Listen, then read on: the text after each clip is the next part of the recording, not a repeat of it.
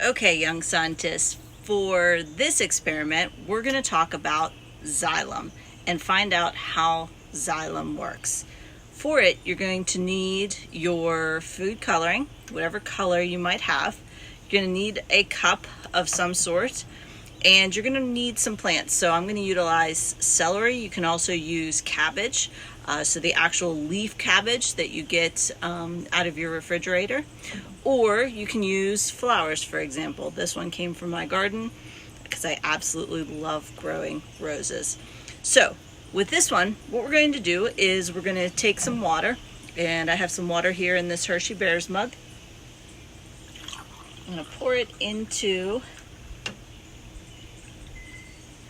my mug, and I have it completely full, if you see. So I completely filled up the mug, and what I'm going to do is I'm going to take a bunch of food coloring, so quite a few drops, and I have red food coloring here. So I use probably about 10 to 12 drops of food coloring. And so what I'm going to do is I'm going to take my celery, and we're going to talk about how this xylem works after you watch the actual experiment. And I'm going to cut off the end to kind of prompt the celery to start working. And I'm going to put the celery in the cup. And this is one of the experiments that you're going to leave it, sit, and wait, and watch it work. And so I have this celery in there. And if you prefer to use a flower, you can use a flower, a daisy, it could be a wildflower.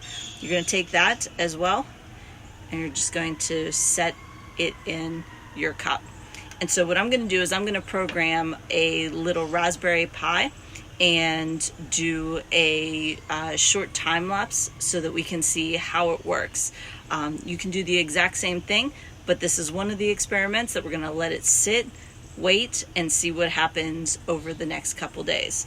So be sure to take your notebook and write down your hypothesis on what you think is going to happen with the celery, and what you think is going to happen with the flour, and how you think it's going to work with your food coloring colored water. So this is all in how everything works with xylem. So enjoy.